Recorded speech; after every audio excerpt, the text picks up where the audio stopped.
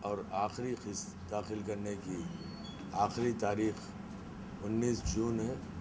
19 جون سے قبل وہ اپنی دوسری قسط بذریعہ چالان اسٹیٹ بینک آف انڈیا یا یونین بینک آف انڈیا میں داخل کریں۔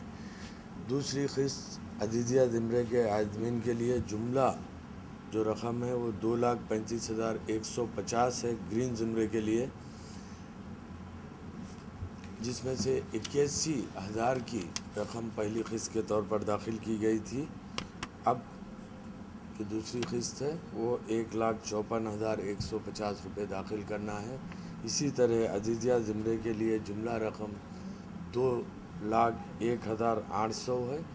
21,000 کی پہلی قسط منہا کرنے کے بعد 1,20,800 روپے داخل کرنا ہے، اور رباط کے جو عازمین ہیں ان کے لیے دوسری قسط صرف 75,900 کی داخل کرنا ہے۔ جملہ جو رقم ہے رباط کے لیے 1,56,900 ہے، جس میں سے 81,000 پہلی قسط کے طور پر ادا کی گئی۔ اب باقی رقم 75,900 دوسری قسط کے طور پر ادا کرنا ہے۔ اسی طرح شیرخوار کے لیے انفینٹ کے لیے 12,650 داخل کرنا ہے، اور جو شیعہ عازمین ہے جوفا کے لیے وہ 1,739 روپے ایڈیشنل زائد رقم داخل کرنی ہوگی۔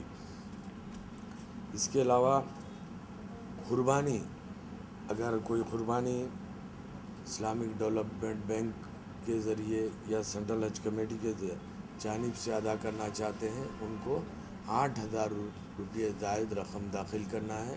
اگر قربانی اپنے طور پر دینا چاہیں تو ان کو 8,000 روپے داخل کرنے کی ضرورت نہیں ہے۔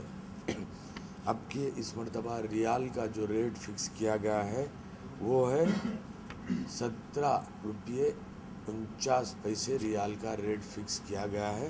تو میں تمام عازمین سے خواہش کرتا ہوں کہ وہ دوسری اور آخری اپنی قسط 19 جون سے قبل بذریعہ چالان اسٹیٹ بینک آف انڈیا یا یونین بینک آف انڈیا میں داخل کر کے اس چالان کی جو کاپی ہے اس کو تلنگانہ اسٹیٹ حج کمیٹی میں داخل کر دیں۔